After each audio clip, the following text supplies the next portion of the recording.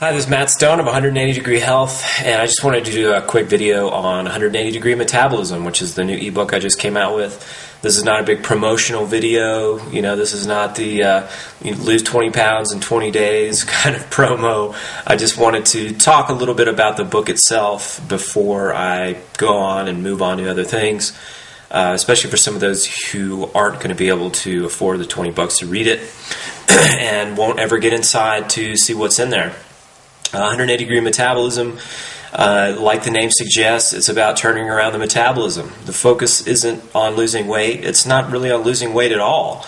I get into that a little bit later in the book, but the beginning of the book is really about, here are the dangers of dieting. Dieting can, even though it causes weight loss in the short term, typically involves your weight set point rising, so that to stay below that weight, to stay down, you're going to run into your metabolism slowing down. That's the result of being below your weight set point in 100% of the cases. There's no circumstance in which the body is below its weight set point and the metabolism is just cranking away. That's not how the body works at all. In fact, its feedback mechanisms protect against you going either way above or way below your set point. You can go within a small range in that area, but you certainly can't go a large distance away from that set point. So the focus has got to be on changing the weight set point. Because if you just change your weight without changing your weight set point, your body's famine response is going to trigger when you go down, and your body's metabolism is going to kick into high gear when you go up.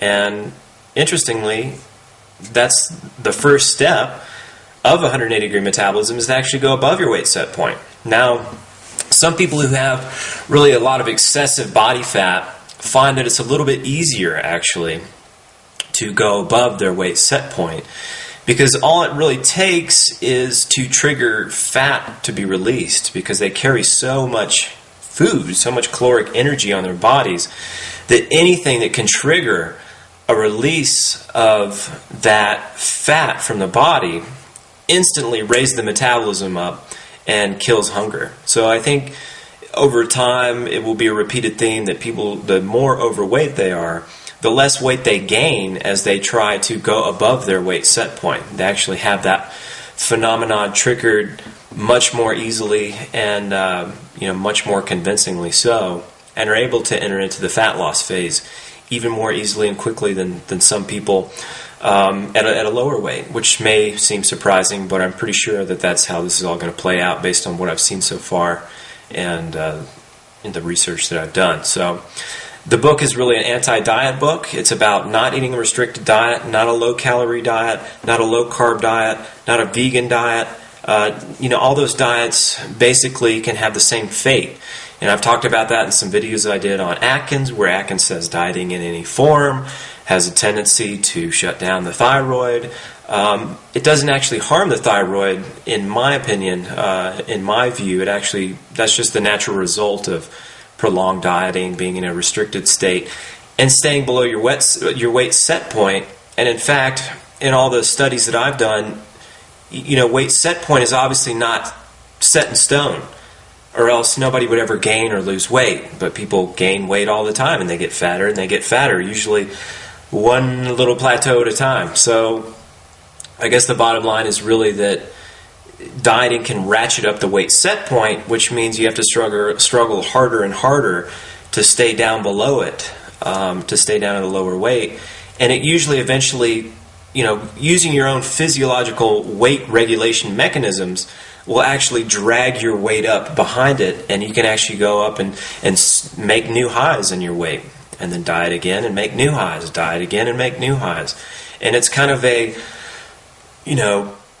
one step forward, two steps back approach. 180 degree metabolism is really the opposite. It's about taking a step back first. You actually go up in weight and you bring your metabolism up. You go above your weight set point, and at that point your body is really primed for fat loss.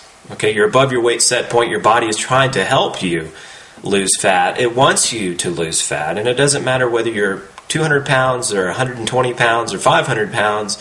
If you're above your weight set point, the body reacts the same, unless you have some, unless you've had your thyroid gland removed or you have others, some other form of permanent damage to your endocrine system somehow. So anyway, the book is about taking that first step, which is getting your body, you won't have any more cravings when you're above your set point. Your metabolism will be really high when you're above your weight set point, which is something that is monitored by the body temperature. And people are having great results, better than I could have ever expected with using this first step in raising their body temperature. I had no idea. I thought, theoretically it should rise, but I had no idea that people would be bringing their temperatures up by 2 and 3 degrees Fahrenheit in 1, 2, 3 months' time. So not everybody has that result, but I've been pretty impressed so far, and it does seem like the people who are most dedicated are the ones having the best results. But anyways, that's step one. Once you get to that state, things change. It's a lot easier to lose weight when you're not as hungry and you don't have cravings for sugars and alcohol and some of the things that have been standbys and that you've craved all the time as you've been below your weight set point, trying to fight against your own natural mechanisms.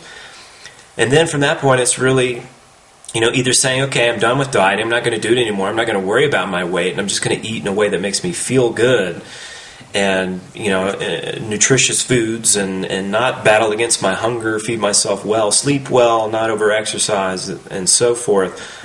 Or from that point, you can say, okay, now I'm going to see if now that I'm above my weight set point, let's see what my body is willing to allow me to lose before it starts triggering the famine response. Because again, if you're getting progressively hungrier, you notice your body temperature is slowing down, your energy levels are starting to dive. If you use willpower and discipline and all those kind of modern diet techniques to get through that, and you press through that, you're going to do yourself a lot of damage. So you want to be working with the body. You want to, in the words of Scott Abel, you want to coax the body to lose weight, not force it. And that's really what 180-degree metabolism is all about. Heal the body first, and then pursue weight loss in a very intelligent and cautious manner, monitoring your hunger levels, your energy levels, your body temperature, which is the best insight we have as to whether your body is trying to conserve calories or running with its metabolism firing on all cylinders. So that's 180-degree metabolism. I think it is pretty well written. It's getting great reviews from all of my followers so far. But whether you ever read the book or not, make sure to do those things. Raise your metabolism first. Get healthy. Overcome your cravings. Get your body in a state where it's trying to help you lose fat.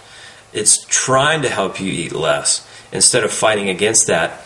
And then work slowly and cautiously towards whatever weight loss goals you may have. And, that's really the gist of the book. And that's enough out of me today. But thanks again. This is Matt Stone of 180 Degree Health. And I'll talk to you again soon.